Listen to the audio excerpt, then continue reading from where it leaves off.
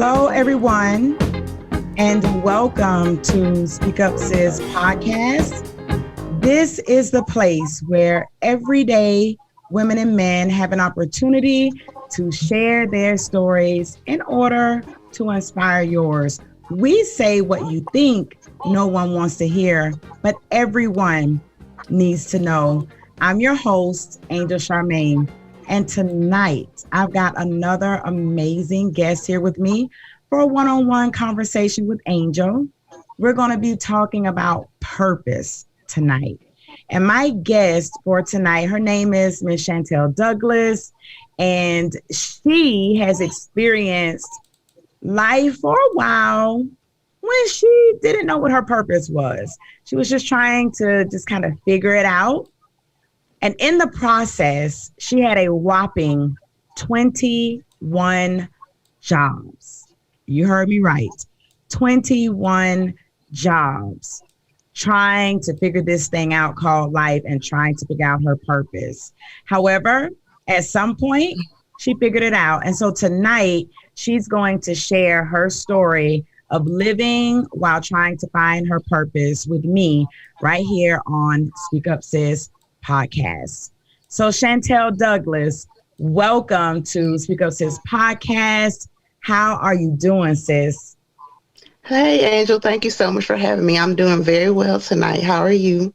I am doing well. I am so glad to have you in the space with us this evening. So before we get started, because we've had just a bit of technical difficulties this evening, right? We're going to jump right in to this conversation. And if you will, please share with our listening audience a little bit about who is Chantelle Douglas before we start talking about your story. Well, good evening, Speak Up Sis podcast listeners. I'm Chantelle Douglas. I am a Louisiana born and bred young lady. I am 33 years young, and my life has been filled with a lot of interesting, I don't call it bad, but interesting happenings. And I'm just thankful to be here and to share my story with y'all tonight. I am an HBCU graduate of the Southern University. I am a mother of one handsome, beautiful young boy who is 2 years old. I am a business owner. I am a lover of people. I am an herbal healer. And more importantly, I'm an advocate for women, especially Black women, because I am determined for every Black woman I come in contact with to really understand her God-given purpose and to walk in that boldly and with confidence. So that's a little bit about me. That's a whole lot about you. I like it. All of that sits well with what we do here at Speak Up Sis. And so I thank you for saying yes to coming into the space and sharing your story. Now, you said that you're 33 years old and you've had 21 jobs? Since the age of 17, but the bulk of them I had after college, believe it or not. So from 21 until my last job, I worked at the age of 31. So only in a decade, pretty much, I worked that many jobs. My goodness. Please start from the beginning with us. Mm-hmm. How did that start? Were you quitting jobs? Were you getting hired and quitting? Were you being fired, laid off? Like, what was going on? Right. It's pretty interesting. I'm a very hard worker. Everything I do with a spirit of excellence and integrity. The only job I've actually been let go of was one job that was at a bank. Mm-hmm. But other than that, all of my other jobs I'm kind of expired, and I'll share a bit why.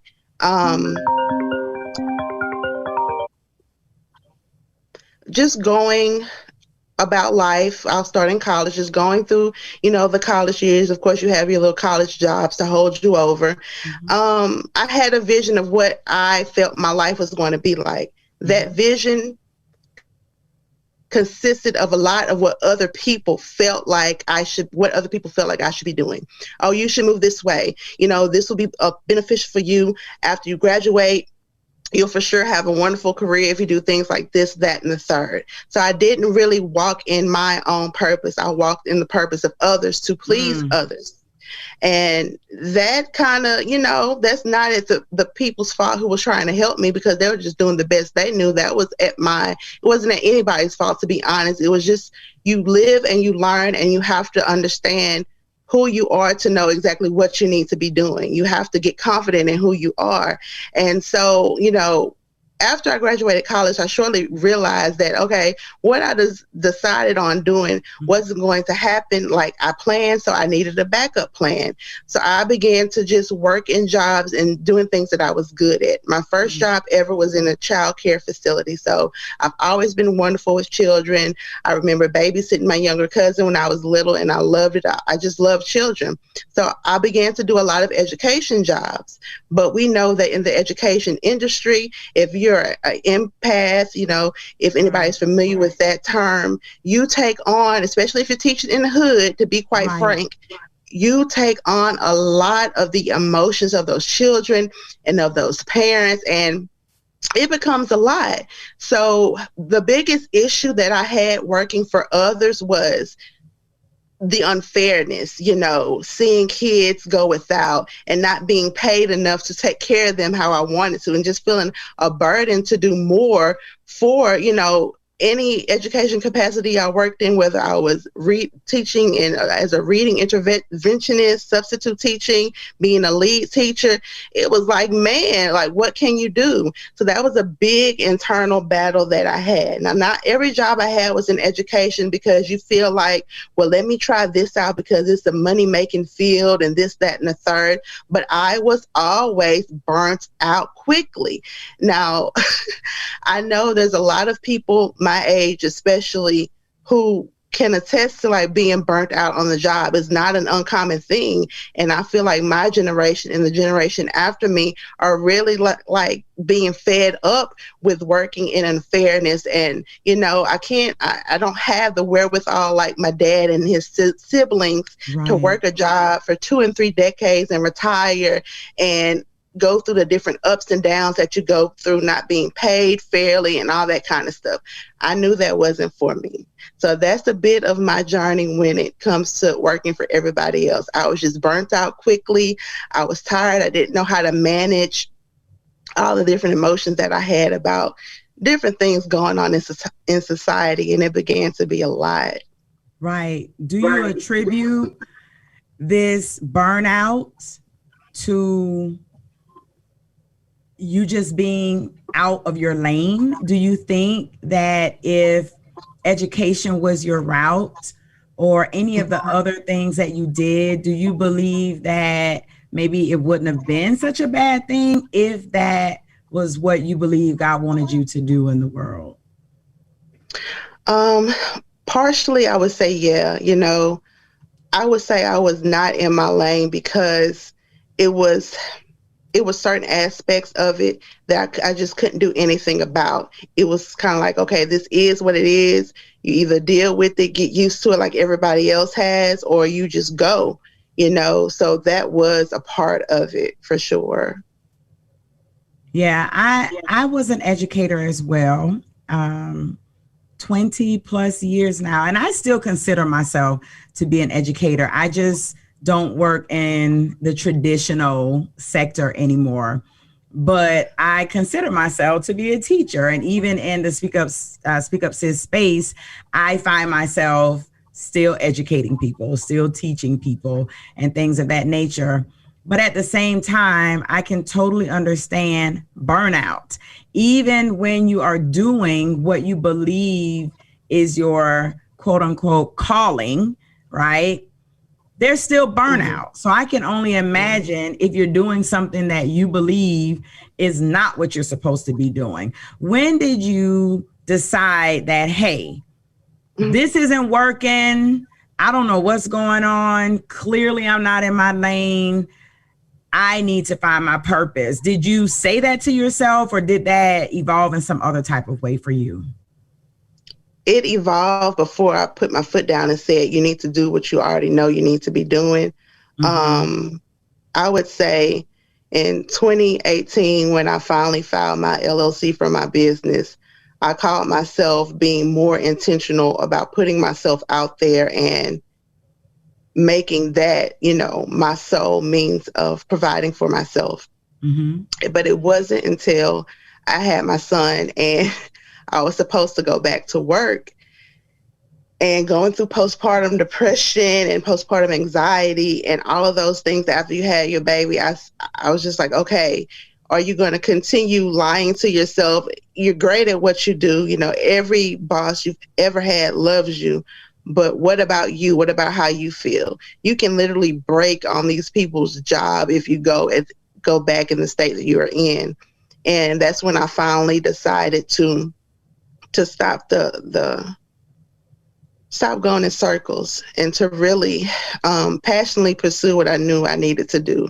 And I had to just remember that it was going to be a journey. It wasn't going to be a type of thing where I was going to receive instant gratification, but it was going to be worth it in the long run for my health and just the sake of me being there for my son.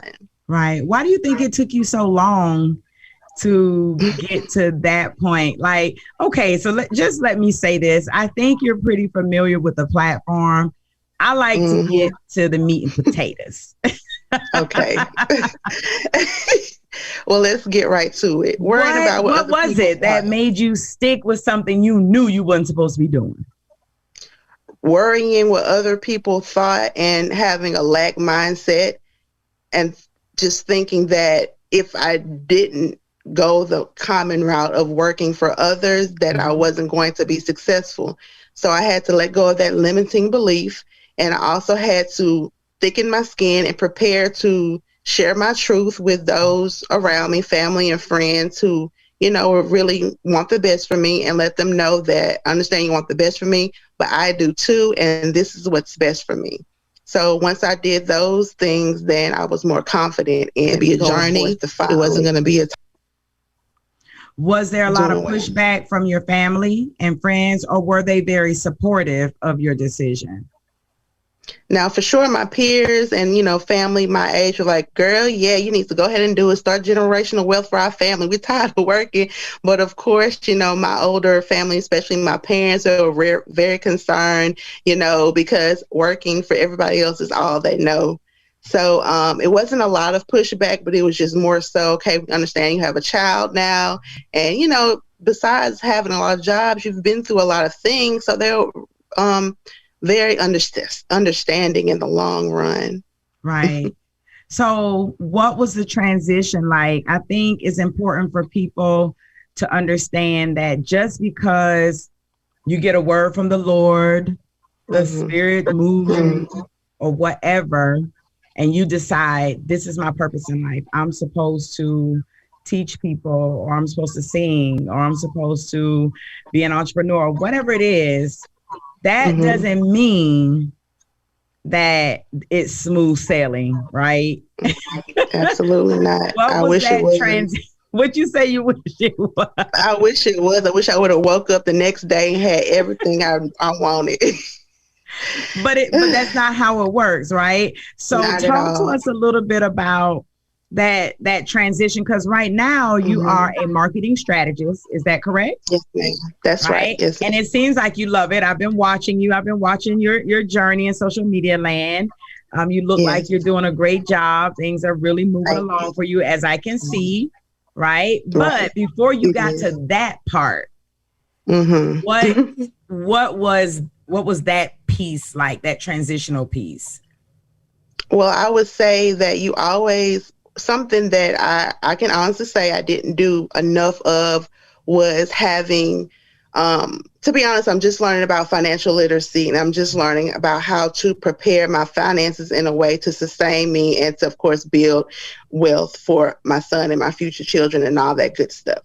So with that being said, having a financial game plan is key before you decide to dive into your purpose. You can have all the confidence in the world that everything is going to go right, all the faith in the world. But at the end of the day, bills have to be paid. Your family has to eat. So that's the most important thing. That's something that I would tweak and do a little bit better. But of course, we can't go back. But when I started the journey, I felt like I had to just dive in and do all this stuff, get a coach, invest all of this money, and just know that I was gonna get a return on my investment, right? From doing so. But I really realized now that I had to get to know who I was as a marketing strategist, because it's pretty much like teaching it anyway. I'm just teaching women. My target audience is mainly women, how to present themselves online.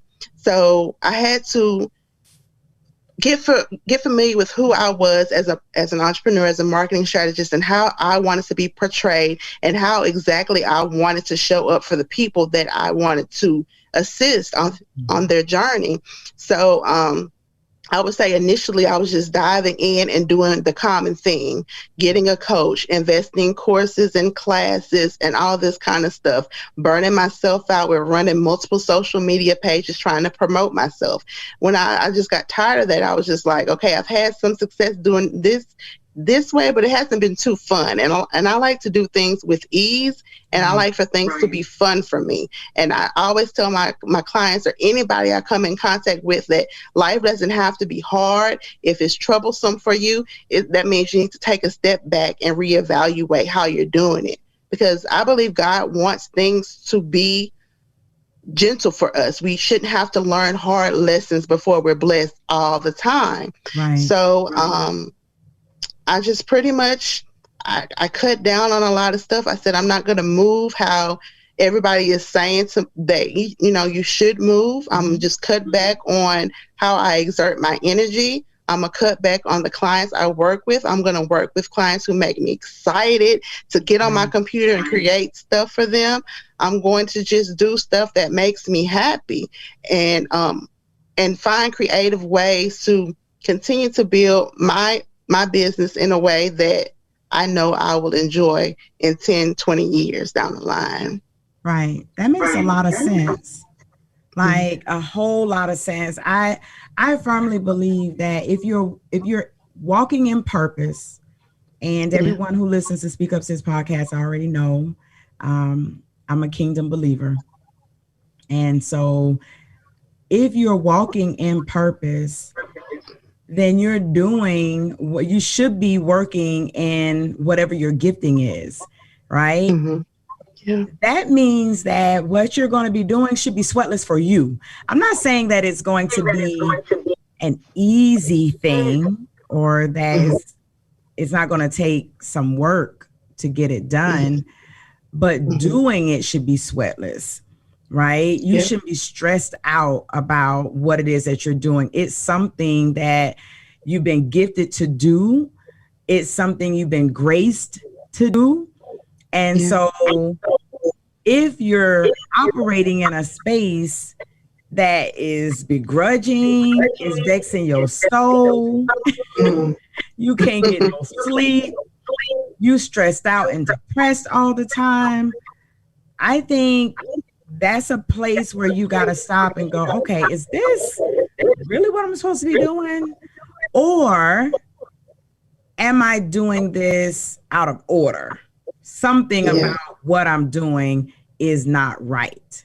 And I like that you said you decided to stop doing what everybody else is doing. I really want to sit in that for just a second. Everybody, you got to get a coach. Now, mind you, I do believe in having mentorship. I do believe in, if you're going to be a coach, you better have worked with a coach. At some point, you need to be having someone feed into you as well. But sometimes that's the first thing people think. I'm going to spend all this money on a coach. I'm going to buy all these online webinars and all these things, thinking that it's going to make it work. And it's not. There are some background foundational things that must be established before you even get into that. And people need to know that before they decide. So just because you find out what your purpose is, that doesn't mean that you just jump right into a business or whatever it is, and it's just going to be honky-dory as you follow the leader, right? So tell us, and And listen, we only have 30 minutes. Our time is just about out, sis. It always goes so quickly for these one-on-ones. But can you share with us really quickly what light bulb went off for you that let you know I'm in my purpose? How did you know this is it? Like marketing is it for me? I started having local events in the city that I'm in, Shreveport, Louisiana, and I just had one recently, and it was a small business mastermind, and every woman in that room was my soul tribe sister. Like, we all connected on a spiritual plane, and I had just, cut some cords with a few clients. I was just in a place of, well, I'm just gonna see how this thing gonna be, because I really feel like this is what I need to be doing. So when I walked in that room and we all connected on a spiritual level, I just knew that this is what I was supposed to be doing for sure. That was like my confirmation on top of the confirmation that I received time and time again. So I think that really did it for me. It's important that to know that we can't be on this journey alone. And sometimes, like, I think my mistake was just getting a coach, was just finding somebody who I felt like was popular and trending, not understanding their methods of teaching and so on and so forth. Right. So it's important to connect with people who accept you no matter how you speak, no matter how you look, that they understand, your assignment, and they know that you can help them. And that really did it for me, connecting with those ladies. And I have built such a good relationship with them and helping them in their business in a way that makes me happy. And that's just pretty much that light bulb moment. That's what's up. Well, for anyone who's watching and they're sitting in a place where maybe they are in a dead-end job, they're frustrated right now, maybe they're trying to figure out what it is that they're supposed to be doing in this world. Do you have any words of wisdom that you could share to help them get to that place of understanding purpose, or at least figuring out what they want to do or are gifted in? I would say to set aside the opinions and the views of others, even if it comes from a loving place, and really open your heart and write down the things that you love doing and the things that you're good at, and write down your fears and get real comfortable with those fears, because they're going to come up time and time again on your journey. And then once you do those things, then just start to work toward what you see yourself doing, because we all have visions, we all have these gut feelings that tell us to move a certain way, but it's important that we follow them. That's what's up. I feel you. I strongly believe that at some point you've got to overlook everything everybody is saying and go with what you know, what you're fully convinced of, and what you have fully put your faith in, and just go with it. Because at some point, you're going to have to realize that you're always going to have someone who's not going to believe. You're always going to have someone who thinks that it's not really a good idea, or maybe this isn't the right time, or maybe this is going to fail. And at some point, you just got to lay it all to the side and know that this is it, right? So I appreciate you, Chantelle, for coming on to Speak Up Sis podcast to share a little bit of your journey with our listeners. If you will, please let us know how we can connect with you and contact you in social media land. You can find me on Instagram at Chantelle Media or WFY Media. All right, excellent. So listen, everyone, this has been another episode of One-on-One with Angel on Speak Up Sis podcast. I appreciate you all for rocking with us tonight. I appreciate Chantelle for coming on and sharing just a little bit of her testimony. I pray that you heard something that resonates with you and that will help you on your journey. And I want to say this to you in terms of purpose. Listen, there's an intersection of your pain and your passion. Your purpose is going to be somewhere in the intersection. That thing that you have a burden for, that you just feel like it needs to get done. Why won't anybody do this thing? And it's something that you would do even if nobody paid you to do it, right? So somewhere at the intersection of pain and passion is where your purpose is going to lie. So thank you all for joining us tonight on Speak Up Sis podcast. You can follow us on social media at Instagram. That's Speak Up Sis podcast on Instagram, Speak Up Sis podcast on Facebook. You can also watch us on YouTube at Speak Up Sis. And you can also subscribe to speakupsis.com to receive updates weekly with everything that is going on with Speak Up Sis. Until next week, you all don't forget, open up your mouth and speak up. We'll see you later. Bye.